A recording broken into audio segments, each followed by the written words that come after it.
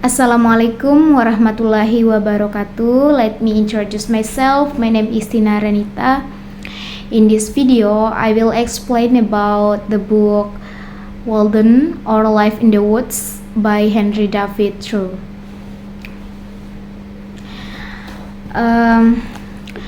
Henry David Thoreau was an American writer and philosopher. He is a member of a group of writers called the New England Transcendentalists and author of Walden or Life in the Woods, a famous book in the United States.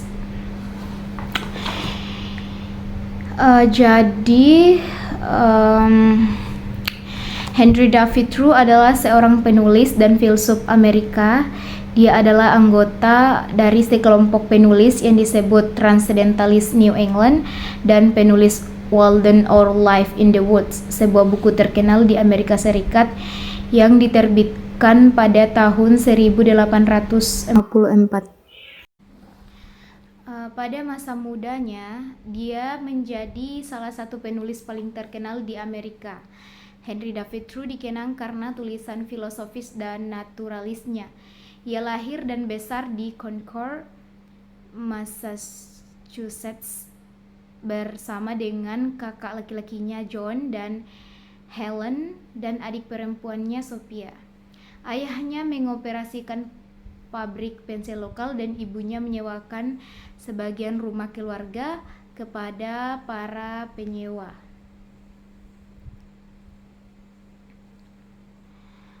Seorang siswa yang cerdas, Thoreau akhirnya kuliah di Harvard College, sekarang Universitas Harvard.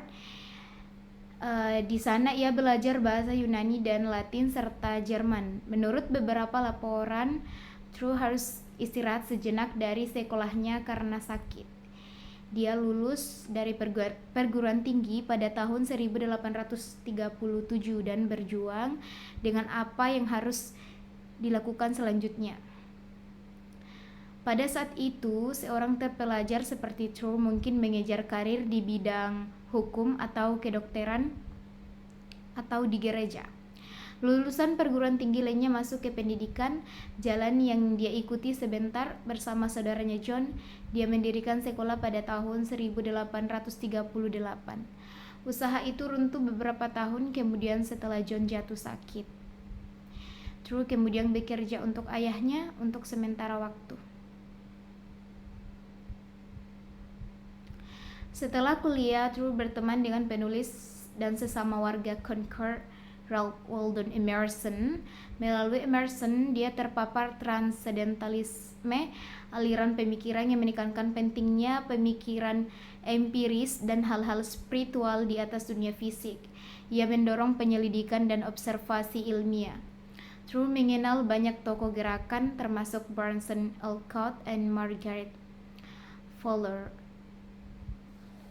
Karya lain dari Henry David Thoreau adalah yang pertama Civil Disobedience, dan karya lainnya ada A Week on the Concord and Merrimack Rivers. Untuk karakteristiknya, Henry David Thoreau dia menghormati alam dan berusaha untuk menjalani kehidupan yang baik sesuai teladannya, menggabungkan sifat tahan banting alam dengan kecerdasannya. Dia juga lebih suka kesendirian meskipun dia juga menikmati persahabatan, dan dia percaya pada kekuatan kerja baik intelektual maupun fisik, meskipun tidak terlalu berat untuk menghargai hidupnya dan membawanya lebih dekat ke eksistensi yang lebih tinggi. Oke, kita masuk pada tahap analisis cerita Walden ini. Oke, analisis ceritanya. Walden adalah buku eksperimental karya Thoreau yang merupakan kumpulan esai sebagian memoir, sebagian observasi ilmiah, dan sebagian puisi. Ini dibagi menjadi beberapa bab. semuanya dirangkum di sini. Buku itu memakan waktu 2 tahun, 2 bulan, dan 2 hari di Walden Pond dan mempersikatnya menjadi rentang 1 tahun. Dalam buku tersebut, pergantian musim adalah alat sastra yang terpenting untuk mengilustrasikan gagasan True tentang kemanusiaan. Oke, dari segi ekonomi, bab pertama buku True juga merupakan bab terpanjang berjudul Ekonomi. True menguraikan secara rinci detail spesifik dari 2 tahun, 2 bulan, dan 2 hari. Dia menjelaskan dimensi kabin yang dibangun di atas tanah dan bagaimana dia berencana untuk hidup berkat bantuan teman dekat dan keluarga. Secara khusus, dia membahas Ralph Waldo Emerson dan keluarganya yang mengizinkannya membangun kabin di properti mereka oleh Walden Pond. Dengan imbalan, True membersihkan beberapa hutan dan menyelesaikan tugas di luar properti atas permintaan Emerson. Judul bagian tersebut berasal dari pemahamannya tentang aspek ekonomi dari eksperimen alaminya. Semua biaya dan pengeluaran baik secara moneter maupun fisik terkait dengan waktunya di hutan. Dia menguraikan berapa banyak orang yang bekerja terlalu keras dan banyak pengeluaran dalam kehidupan sehari-hari. Oke. Pada bagian di mana saya tinggal dan untuk apa saya hidup. Di bab berikut ini, di mana saya tinggal dan untuk apa saya hidup, True menjelaskan pemilihan lokasi untuk waktunya di alam. Awalnya, True berencana membeli pertanian yang dikenal sebagai pertanian Hollowell, tetapi istri yang tinggal di pertanian itu berubah pikiran dan menolak untuk menjualnya. Saat pertama kali pindah ke rumah Walden Pond, pembangunannya belum selesai. True menikmati ini bagaimanapun karena memungkinkan dia untuk merasa lebih menjadi bagian dari alam. Dia merinci pemikirannya seputar jebakan masyarakat dan percaya bahwa orang terlalu terjebak dalam berita yang tidak penting dan gosip yang tidak penting. Sebaliknya, yang harus berusaha untuk hidup dengan sengaja. Walden bab 2 dan secara sadar melakukan segala sesuatu dengan niat. Oke, membaca. Membaca adalah bab berikutnya, bab ketiga ya. Dan True membahas pentingnya membaca. Dia melihat buku sebagai penanda kekayaan sejati dan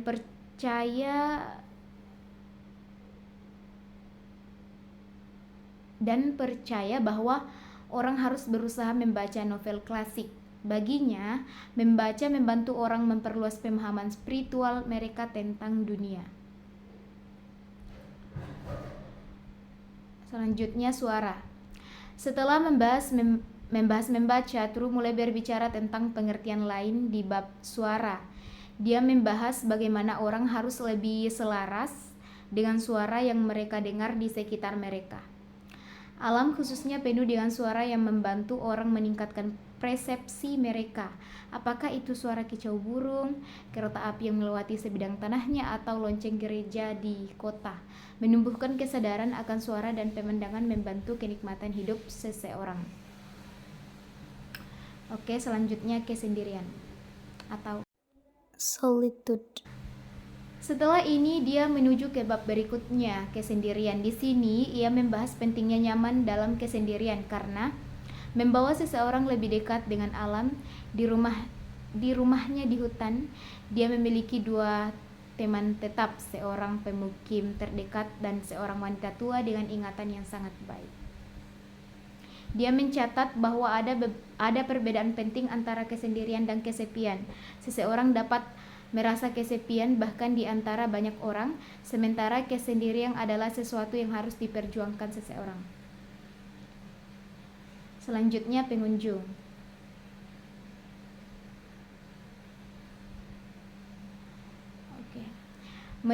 Menindaklanjuti pembahasannya tentang kesendirian, True mencatat bahwa meskipun dia menikmati kesendirian waktunya di hutan, dia juga senang menerima pengunjung. Di bab pengunjung, dia memiliki banyak pengunjung termasuk orang yang hanya ingin menggunakan air kolam serta pelancong atau mereka yang mencari amal. True tidak punya waktu untuk mereka yang mencari amal karena dia membenci kekurangan mereka. Salah satu pengunjung penting yang True habiskan waktu untuk menulis tentang adalah seorang pria Kanada yang dia lihat menjalani kehidupan yang sederhana dan sejati. Terlepas dari keterasingannya yang relatif, True mencatat bahwa dia memiliki lebih banyak pengunjung di Walden Pond daripada yang pernah dia tinggali di kota. Selanjutnya, masuk pada bagian bidang kacang. Setiap pagi, True memulai pekerjaannya di ladang kacang. Dia menggambarkan pekerjaan yang dia lakukan di ladang dan bagaimana bekerja dengan tanah membuatnya merasa lebih terhubung dengannya. Dia menjelaskan pentingnya bekerja dengan tanah dengan cara yang penuh perhatian dan tidak menyukai tren pertanian besar yang mengolah tanah dengan mesin untuk mencari keuntungan. Dia percaya kehidupan dan profesi pertanian yang mulia telah dikurangi oleh mereka yang berusaha untuk memutuskan praktik pertanian dari zaman kuno mereka. Oke, masuk pada bagian desa. Meskipun waktunya di Walden Pond menjadi percobaan hidup dalam kesendirian, True kembali ke desa terdekat setiap beberapa hari. Dia menggambarkan kunjungan ini di bab desa. Dia pergi untuk menikmati obrolan dan gosip penduduk desa dan untuk lebih menghargai keliaran alam sekembalinya ke kolam. Dia juga menyesalkan institusi masyarakat seperti perpajakan karena dia menceritakan bahwa pada suatu kunjungan ke desa dia ditangkap karena tidak membayar pajak pemungutan suara dan menghabiskan malam di penjara. Oke, kita masuk pada bagian kolam. Mengikuti uraiannya tentang kunjungannya ke desa, True menjelaskan Walden Pond dan daerah sekitarnya tempat tinggalnya di The Ponds. Dengan pengamatan ilmiah, True menjelaskan secara rinci bentuk kolam, satwa liar yang hidup di dalamnya, serta warna dan fitur kolam. Dia juga mengambil beberapa paragraf untuk pond. Dia mencatat bahwa kolam dan sekitarnya sederhana dan tidak mendekati keagungan. Tetapi bagi seseorang yang mengenal baik kolam itu layak mendapat penjelasan terperinci. Masuk ke bagian perkebunan roti. Setelah The Pond muncul Baker Farm, sebuah bab di mana True menggambarkan menghabiskan waktu di pertanian tetangganya, John Field. Setelah dia terjebak dalam badai hujan, True menggambarkan Field, seorang petani imigran Irlandia, sebagai pekerja yang keras dan menjalani gaya hidup sederhana. Oke, selanjutnya hukum yang lebih tinggi. Dalam bab ini, hukum yang lebih tinggi, True membahas keseimbangan antara kehidupan spiritual dan biadab. Dia percaya bahwa keinginan untuk membunuh dan memakan hewan adalah keinginan yang biadab pada manusia, tapi itu bisa dimengerti. Namun, mereka yang dapat menjalani gaya hidup vegetarian telah melampaui dorongan primitif yang mendorong orang untuk makan daging. Dia memuji mereka yang dapat berkomitmen pada vegetarisme, kesucian, dan menjauhkan diri dari pemanjaan alkohol. Dia percaya bahwa kontrol yang dilakukan oleh gaya hidup semacam ini menunjukkan hubungan spiritual yang lebih tinggi dengan Tuhan. Oke, masuk pada bab tetangga kasar, pemanasan rumah, dan mantan penduduk dan pengunjung musim dingin. Brut Nigbor adalah bab berikutnya, di mana True berbicara tentang pertapa yang datang ke kolam Walden untuk memancing bersamanya. Dia mengungkapkan keagungannya pada satwa liar yang hidup di sekitar propertinya karena cara hidup mereka yang liar dan riang. Oke, masuk ke bab selanjutnya. Bab selanjutnya yaitu hewan musim dingin. Hewan musim dingin, kolam di musim dingin dan musim semi. Dalam bab ini, Drew mengamati perilaku hewan selama musim dingin. Dia bertanya-tanya apakah hewan memiliki hierarki atau organisasi sosial seperti manusia, seperti yang dia lakukan dengan hewan dalam The Pond in Winter. Drew menjelaskan pengamatan yang dia lakukan tentang kolam selama musim dingin. Es di kolam dipotong oleh para pekerja yang datang untuk membawanya ke Carolina. Setelah musim dingin, tibalah bab musim semi. Dia mencatat di awal bab bahwa salah satu motivasi utama datang ke hutan adalah untuk mengamati datangnya musim semi saat es mencair dan bunga-bunga bermekaran secara bertahap. Kelahiran kembali yang dia saksikan di alam bergema dalam kelahiran kembali internal yang dirasakan Drew. Di akhir bab, dia mencatat bahwa pada tanggal 6 September 1847, dia meninggalkan Walden Pond. Oke, untuk kesimpulannya. Drew menguraikan banyak topik yang dibahas dalam bab-bab sebelumnya dalam kesimpulannya untuk Walden.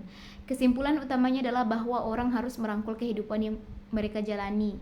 Tidak peduli keadaan mereka, dia percaya bahwa setiap saat seseorang dapat menemukan kembali kehidupan mereka. Orang yang harus berjuang untuk individualitas dan pembaruan, menolak tekanan dan konformitas masyarakat. Oke, untuk pesan dari cerita ini yaitu ada beberapa poin yang sangat menarik yang bisa didapatkan dari buku ini. Pentingnya hidup berhemat dan sederhana agar bisa bahagia. Menikmati pagi hari agar tidak terburu-buru dalam mengerjakan sesuatu. Membaca buku adalah sebuah kemewahan dan juga cara terbaik buat menjaga pikiran supaya tetap tenang. Tidak usah terburu-buru, jalani hidup lebih santai dengan menikmati alam sekelilingmu. Dalam hidup pasti ada badai, tidak apa-apa, cukup hadapi saja, nanti juga akan berakhir. Oke, I think that's all. Thank you so much. Wassalamualaikum warahmatullahi wabarakatuh.